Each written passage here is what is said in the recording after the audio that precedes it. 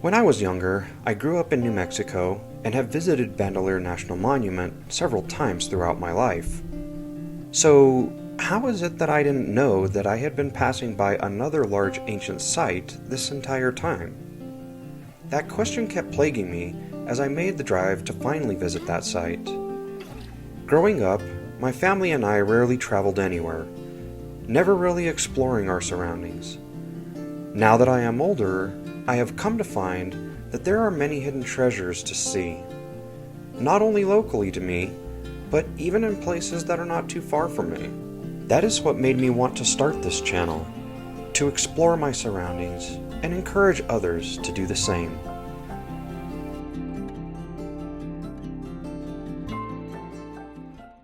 Today we are headed out to Sankawi, and we are going to be checking out this particular site today, as it is actually on the way towards the main Bandelier National Monument.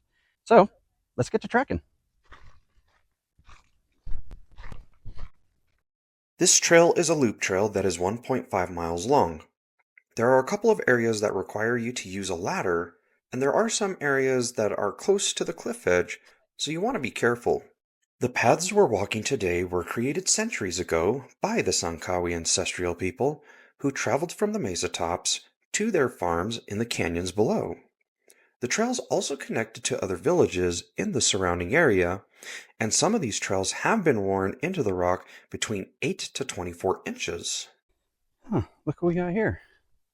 This looks interesting.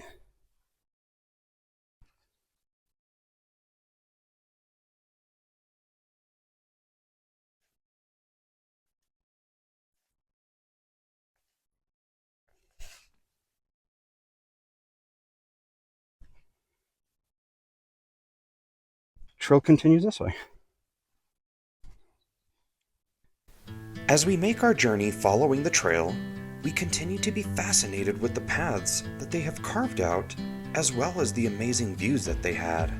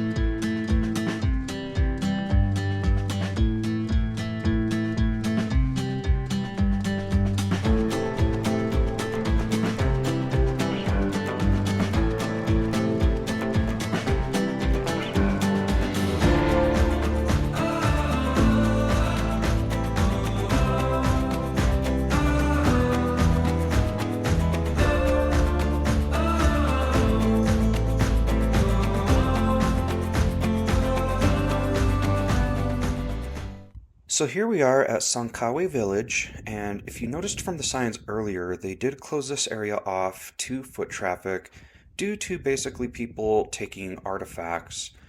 But what we do know is that this area had approximately 350 rooms with an enclosed central plaza, and hopefully this footage that we got for you kind of gives you an idea of what it looked like from this angle.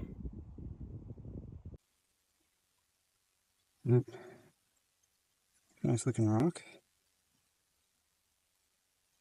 But just so happened to pass by and find this.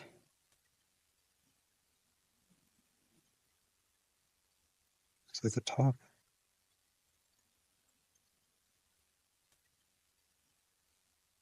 So we're actually finding quite a few pieces around here. But yeah, another piece right over here.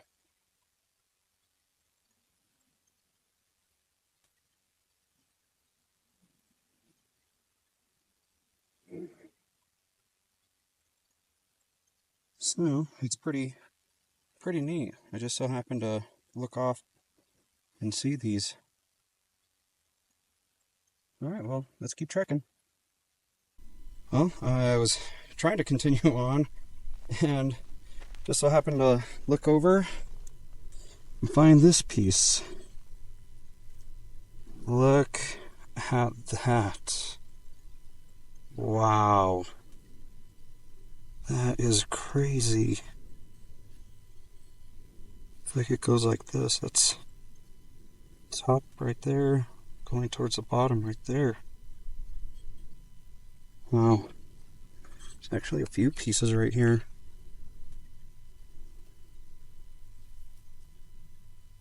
Another piece.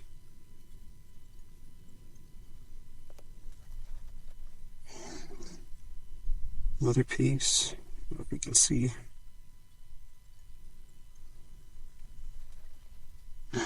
Another piece. This one's pretty thick.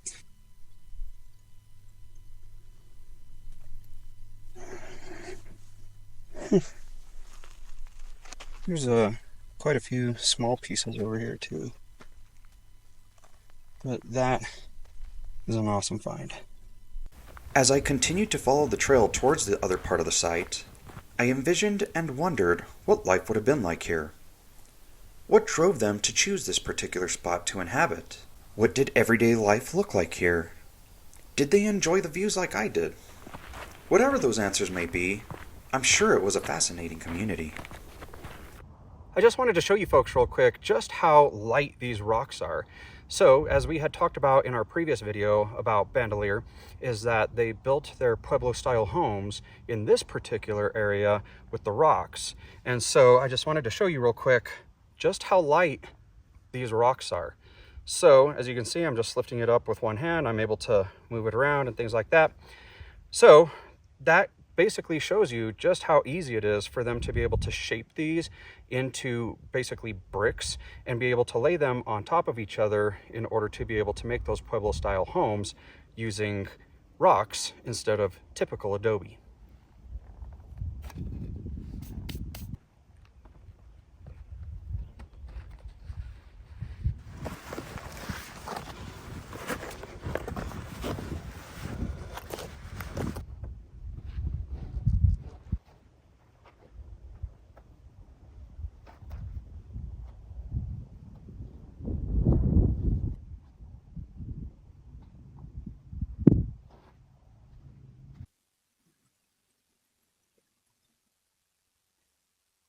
Well, it looks like we've hit the end to where we can no longer go straight. As I just so happen to look over, I don't know if you guys can see this or not, but try to zoom in there. There's some petroglyphs right there. And there's some petroglyphs right there. All right there.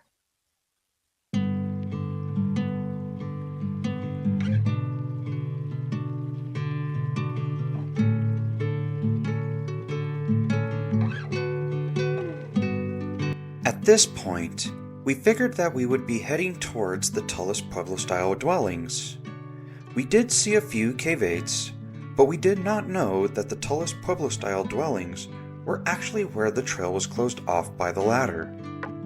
But we did get to record a little bit of that area from a distance, and even though we could not see and explore that area, we did find some other great surprises along the way.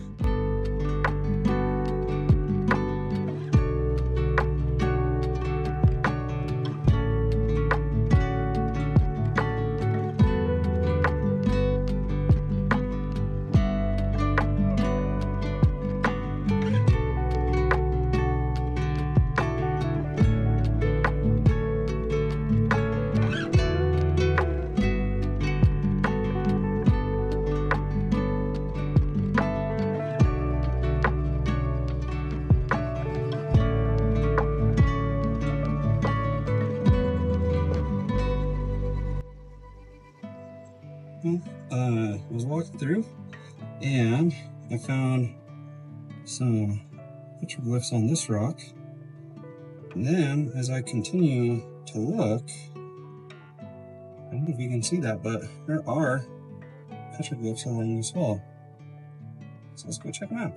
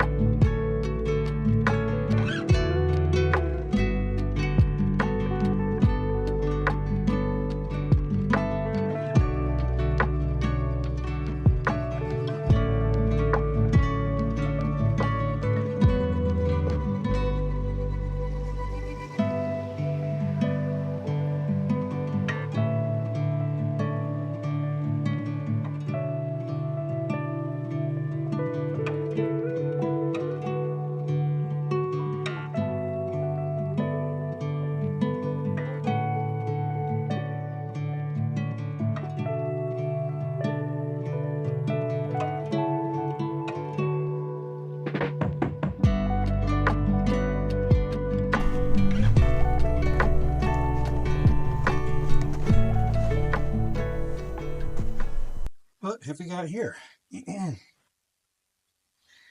Looks like a dwelling. As you can see from the holes right here, nice and perfect. Look, got a entranceway right here. And one right here. It's a tight squeeze.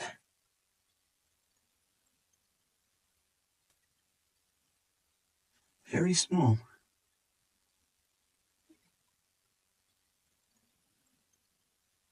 I continued to look around and found another cave that was also impressive.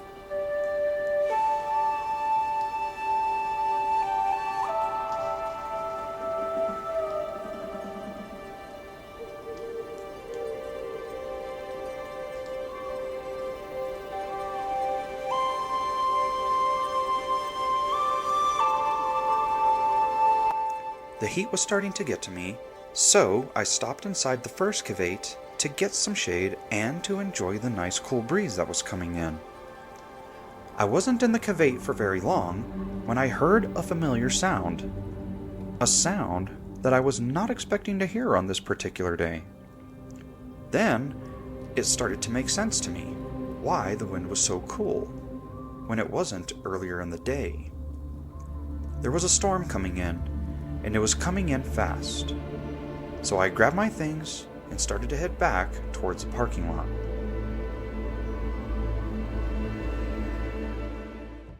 And just like that, folks, here comes the rain.